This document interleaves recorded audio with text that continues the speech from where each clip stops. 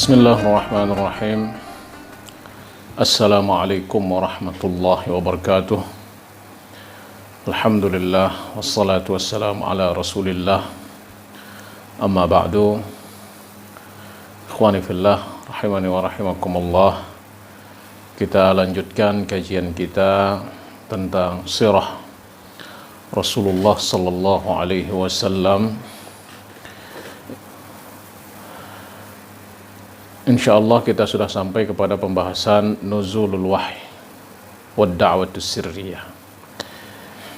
Ini adalah tema yang sangat besar sekali karena tema ini selanjutnya akan menjadi syariat bagi seluruh umat.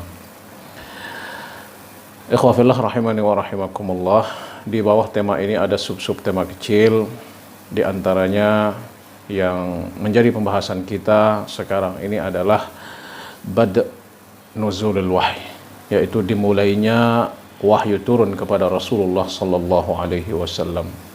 Diketahui dalam sirah Rasulullah sallallahu alaihi wasallam bahwasanya Rasulullah sallallahu alaihi wasallam umur beliau ketika pertama kali menerima wahyu dari Allah Subhanahu wa taala yaitu ketika beliau sudah menginjak umur 40 tahun. Ikhwafillah, dalam penerimaan wahyu oleh Rasulullah sallallahu alaihi wasallam dari Rabbul Izzah Allah Azza wa Jalla terjadi dalam beberapa cara.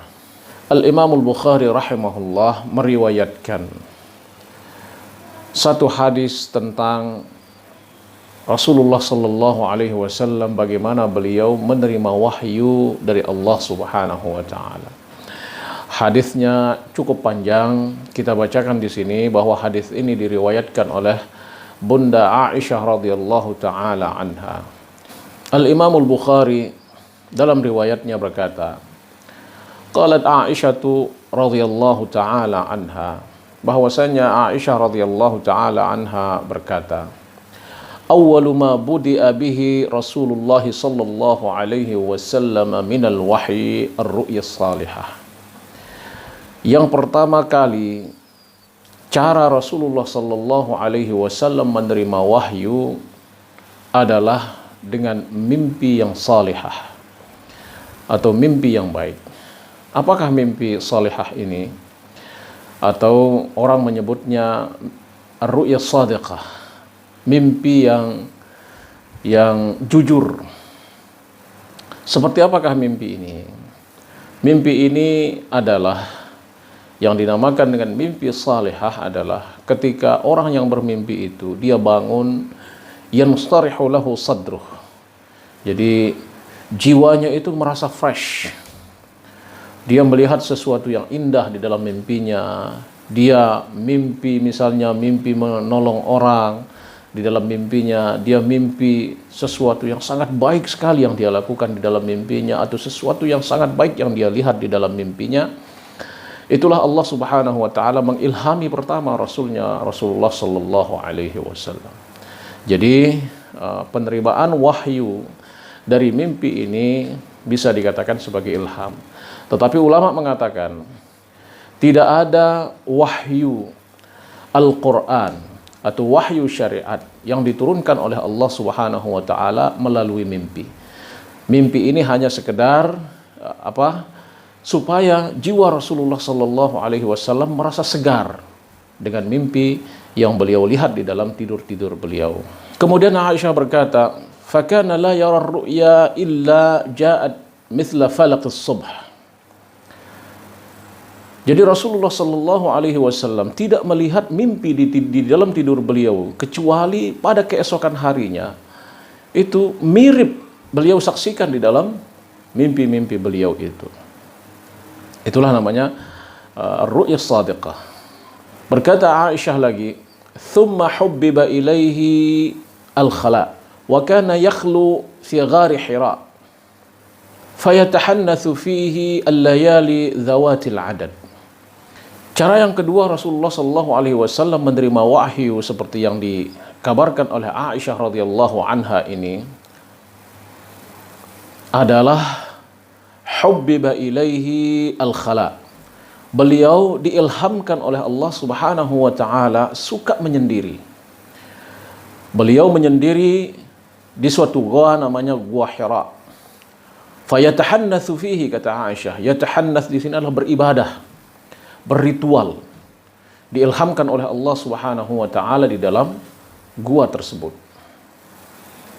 Beliau melakukan ritual di dalam gua itu bermalam-malam, tidak keluar dari situ. Kalau sudah habis bekal beliau, baru beliau kembali ke istri beliau Khadijah radhiyallahu anha. Sebagaimana yang diceritakan oleh Aisyah di dalam hadis ini, beliau mengatakan, qabla an yanzi'a ila ahlihi wa yatazawwadu lidzalik. Beliau di situ bermalam-malam melakukan ritual menyembah Allah Subhanahu wa taala sebagaimana yang sudah diilhamkan oleh Allah Subhanahu wa taala. Setelah itu bila mana habis bekal beliau, baru beliau untuk mencari bekal lagi turun. Hatta ja'ahul haqqu wa huwa fi ghari Hira. Sampai datanglah waktu pertama kali diturunkannya wahyu oleh Allah Subhanahu wa taala ketika beliau masih berada di Gua Hira. Faja'ahul malaku faqal. Datang malaikat Jibril dan langsung berkata. Jadi malaikat Jibril ini datang sesuai dengan penciptaan aslinya. Karena Jibril adalah hamba Allah Subhanahu wa taala yang ditugaskan oleh Allah Subhanahu wa taala untuk mengantarkan wahyu kepada para nabi. Dari zaman Nabi Adam sampai Nabi Muhammad sallallahu alaihi wasallam. Tugas Jibril adalah mengantarkan wahyu kepada para anbiya Allah Subhanahu wa taala. Sampailah dia kepada Rasulullah sallallahu alaihi wasallam di malam itu untuk menyampaikan wahyu Allah Subhanahu wa taala kepada rasulnya yang terakhir, yaitu Muhammad sallallahu alaihi wasallam. Dan beliau ini datang sesuai dengan penciptaan aslinya. Karena di beberapa momen nanti ketika Rasulullah sallallahu alaihi wasallam menerima wahyu yang lain dari Jibril, kadang-kadang berubah bentuk, kadang-kadang menjadi manusia, kadang-kadang menjadi orang yang sangat gagah sekali, kadang-kadang yang lain juga bentuk malaikat Jibril kepada Rasulullah sallallahu alaihi wasallam. Nah, malam itu malaikat Jibril datang sesuai dengan penciptaan aslinya sebagai malaikat. Apa kata malaikat Jibril kepada Rasulullah sallallahu alaihi wasallam? Iqra. Rasulullah menjawab, ma ana biqari. Aku tak bisa membaca. Fa akhadhani faghattani hatta balagha minni al-jahd. Lalu dia meraih saya dan mendekap saya sampai saya hampir tidak bisa bernafas. Kata Rasulullah sallallahu alaihi wasallam. Thumma arsalani, kemudian dia lepaskan dan lagi dia mengatakan iqra. Dan lagi Rasulullah menjawab, ma ana biqari, saya tak bisa membaca. Fa akhadhani wa ghattani thaniyah hatta balagha minni al-juhd. Dia raih saya lagi, kemudian dia dekap lagi sampai saya tidak bisa bernapas. Fa arsalani, kemudian dia lepas lagi. Lalu dia mengatakan, iqra, lagi dia mengatakan bacalah. Rasulullah lagi menjawab karena beliau tidak bisa membaca, ma ana biqari, saya tak bisa membaca. Fa akhadhani wa ghattani hatta balagha minni al-jahd thalithatan. Dia raih saya lagi, kemudian dia dekap lagi sampai saya tidak bisa bernafas untuk yang ketiga kalinya. Fa arsalani, kemudian dia lepaskan. Fa qala thalithatan, kemudian yang ketiga kali dia mengatakan iqra. Rasulullah menjawab, ma ana biqari. Lalu dia berkata, iqra bismi rabbikal ladzi khalaq. Khalaqal insana min 'alaq. Iqra wa rabbukal akram. Itulah pertama kali wahyu yang diterima oleh Rasulullah sallallahu alaihi wasallam, yaitu iqra. Bacalah. Bismi rabbikal ladzi khalaq, atas nama Tuhanmu yang mencipta. Khalaqal insana min 'alaq, yang menciptakan manusia dari 'alaq, yaitu sesuatu yang menggumpal, yang menggantung. Iqra wa rabbukal akram. Bacalah atas nama Tuhanmu yang maha mulia. Faraja'a biha Rasulullah sallallahu alaihi wasallam yarjufu fuaduh. Lalu setelah itu Rasulullah sallallahu alaihi wasallam setelah menerima wahyu ini dan sudah menghafal wahyu ini, beliau lari turun kepada keluarga beliau, yarjufu fuaduh, sedangkan hati beliau itu masih dalam goncangan. Fadakhala ala Khadijah binti Khuwailid faqala zammiluni zammiluni zammiluni. Lalu dia masuk mencari Khadijah dan mengatakan zammiluni zammiluni zammiluni, selimuti saya, selimuti saya, selimuti saya. Beliau dalam keadaan takut yang luar biasa. Sampai-sampai Aisyah menyifatinya di sini yarjufu fuaduh, bergetar hati Rasulullah sallallahu alaihi wasallam. Irtijaful qalb itu adalah kayak ayam dimandikan dengan air dingin kemudian menggigil, itu namanya yarjuf. Jadi yartajifu fuadu Rasulullah sallallahu alaihi wasallam, menggigil hati Rasulullah sallallahu alaihi wasallam dengan melihat pemandangan yang beliau baru saja lihatkan, sehingga beliau datang kepada Khadijah mengatakan zammiluni, selimuti saya, selimuti saya, selimuti saya. Fazammaluhu hatta dhahaba anhu ar-raw. Jadi di situ isi rumah sibuk semuanya. Khadijah memanggil anak-anak, Khadijah memanggil para budak untuk menyelimuti Rasulullah sallallahu alaihi wasallam. Takbirnya di sini mengatakan fazammaluhu, lalu mereka menyelimuti Rasulullah sallallahu alaihi wasallam. Hatta dhahaba anhu ar-raw, sehingga beliau kembali merasa tenang. Faqala li Khadijah binti Khuwailid wa akhbaraha al-khabar. Faqal, dia berkata kepada Khadijah dan menceritakan apa yang beliau alami ketika berada di gua Hira itu. Fa khasyitu ala nafsi, saya sangat takut sekali, saya khawatir tentang diri saya, kata beliau. Tapi apa kata Khadijah radhiyallahu anha menjawab suaminya, seorang perempuan yang saleh, selalu mendukung apa yang dilakukan oleh Rasulullah sallallahu alaihi wasallam, selalu memberikan dedikasi yang terbaik untuk Rasulullah sallallahu alaihi wasallam. Apa jawaban perempuan yang saleh ini? Kalla, sekali-kali tidak.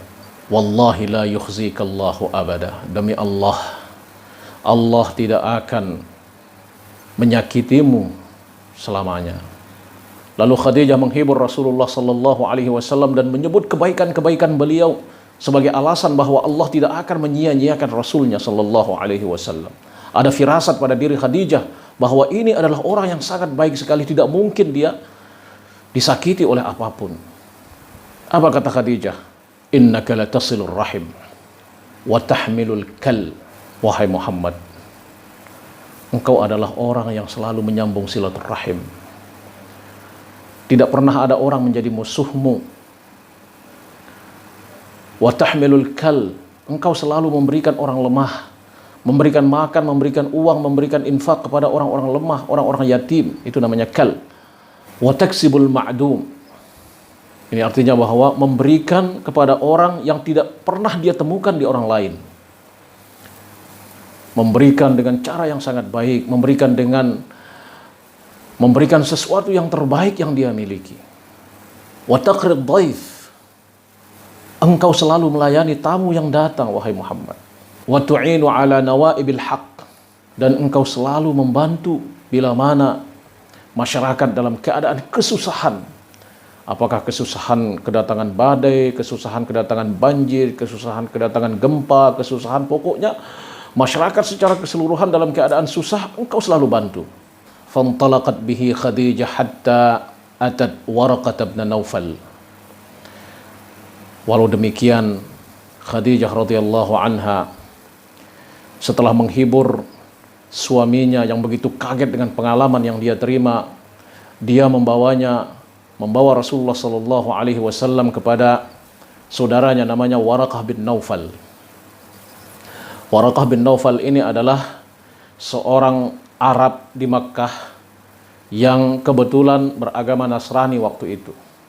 Karena mayoritas orang-orang di Makkah ketika zaman Rasulullah sallallahu alaihi wasallam adalah penyembah berhala. Sangat sedikit orang-orang yang masih berada di dalam Nasrani yang bagus. Salah satunya adalah Waraqah bin Naufal ini. Datanglah Khadijah radhiyallahu anha membawa Rasulullah sallallahu alaihi wasallam untuk mencari tahu apa yang dialami oleh baginda Rasulullah sallallahu alaihi wasallam. Waraqah bin Naufal ini wa kana syaikhan kabiran. Waraqah bin Naufal ini adalah seorang sudah yang sangat lanjut usia, sudah tua sekali. Faqalat Khadijah lah, ya ibna ammi. Khadijah berkata kepadanya, wahai saudaraku atau anak pamanku. Jadi walaupun keluarga jauh di kalangan orang Arab itu memanggilnya ibna am, anak paman atau saudara. Isma' min ibni akhik. Dengarlah anak saudaramu ini, yaitu Muhammad sallallahu alaihi wasallam. Dia akan menceritakan sesuatu padamu, kata Khadijah kepada Waraqah bin Naufal. Lalu Waraqah bin Naufal mengalih pandangannya kepada Rasulullah sallallahu alaihi wasallam dan dia berkata sangat lembut kepada Rasulullah sallallahu alaihi wasallam. Dia berkata, "Aibna akhi, wahai anak saudaraku, madza tara?" Fa akhbarahu Rasulullah sallallahu alaihi wasallam ma ra'a. Dan Rasulullah sallallahu alaihi wasallam menceritakan apa yang dia alami di Gua Hira itu. Ketika bertemu dengan Jibril dengan wajahnya yang asli, dan ketika ia mendekapnya dan lalu memberikan wahyu kepadanya, "Iqra bismi rabbikal ladzi khalaq." Lalu apa kata Waraqah bin Naufal kepada Rasulullah sallallahu alaihi wasallam? "Hadzan namusul ladzi nazala ala Musa." Ini adalah makhluk atau makhluk yang terbang yang datang kepada Musa dulu. Karena Waraqah ini adalah ahlu kitab. Dia tahu cerita-cerita yang dialami oleh Nabi Musa alaihissalam, cerita yang dialami oleh Nabi Isa alaihissalam. Karena dia yaktubu bil Ibraniyah. Dia menulis kitab dengan bahasa Ibrani. Artinya dia sangat faham dengan kitab Taurat yang ditinggalkan oleh Nabi Musa dan Nabi Isa alaihissalam. Lalu Waraqah bin Naufal berkata lagi kepada Rasulullah sallallahu alaihi wasallam, "Ya laitani jaza'an wa ya laitani hayyan idh yukhrijuka qaumuk." Saya berharap, saya sangat berharap. Ini laita, fi'il laita di dalam bahasa Arab itu adalah harapan yang tidak bisa terwujud. Artinya kalau saja saya masih muda, sedangkan dia sudah tua sekali sekarang ini. Kalau saja saya masih muda, jaza'an, kata Waraqah bin Naufal. Dan saya berharap saya masih hidup ketika kaummu nanti mengusirmu. Lalu Rasulullah sallallahu alaihi wasallam bertanya tentang itu kepada Waraqah bin Naufal. "Awa mukhrijiyahum?" Kata Rasulullah, "Apakah mereka nanti akan mengusirku? Apakah mereka akan mengusirku?" Subhanallah. Ini adalah kata-kata yang berat yang ditanyakan oleh Rasulullah sallallahu alaihi wasallam, karena beliau di dalam beberapa hadis beliau sangat mencintai tanah kelahiran beliau. Sampai-sampai ketika beliau hijrah, yang kita ketahui di dalam buku-buku sirah, beliau lama sekali memandang Makkah sebelum beliau meninggalkan kota itu. Lalu apa kata Waraqah bin Naufal tentang pertanyaan Rasulullah sallallahu alaihi wasallam bahwa beliau akan dikeluarkan nanti, diusir nanti oleh kaum beliau? Waraqah bin Naufal mengatakan, "Na'am, ya. Ma jaa ahadun qad bima ji'ta bihi illa udi." Tidak ada orang yang datang membawa kebenaran sebagaimana yang engkau bawa ini, wahai Muhammad, kecuali akan dimusuhi. Sunnatud dakwah seperti itu. Pasti ada orang yang tidak suka, pasti ada orang yang memusuhi, pasti ada orang yang mengusir. Itulah sunnatud dakwah. Wa yudrikuni yaumuk ansurka nasran muazzara. Kata Waraqah bin Naufal, kalau saja saya masih hidup saat itu, kata Waraqah bin Naufal, saya akan membelamu dengan pembelaan yang sangat terbaik yang akan saya berikan. Nasran muazzara, pembelaan yang terbaik yang akan saya berikan. Thumma lam yanshab hatta tuwfiya Waraqah ibnu Naufal. Tidak lama setelah itu Waraqah bin Naufal meninggal dunia. Tidak ditakdirkan ia bersama Rasulullah sallallahu alaihi wasallam, tidak ditakdirkan untuk memberikan pembelaan terbaik kepada Rasulullah sallallahu alaihi wasallam. Inilah hadis yang diriwayatkan oleh Aisyah radhiyallahu taala anha tentang pertama-tama kali Rasulullah sallallahu alaihi wasallam menerima wahyu. Setelah itu wahyu terputus beberapa saat kepada Rasulullah sallallahu alaihi wasallam. Ikhwafillah rahimani wa rahimakumullah. Kita cukupkan sampai di sini tentang dimulainya turun wahyu kepada Rasulullah sallallahu alaihi wasallam. Kajian kita selanjutnya ini sudah berkenaan dengan kenabian Rasulullah sallallahu alaihi wasallam. Ini artinya bahwa kita mengkaji sirah Rasulullah sallallahu alaihi wasallam sekaligus kita di situ belajar syariat Allah melalui praktik-praktik kehidupan Rasulullah sallallahu alaihi wasallam. Sekian aqulu qauli hadza wa astaghfirullah li wa lakum. Wassalamu alaikum warahmatullahi wabarakatuh.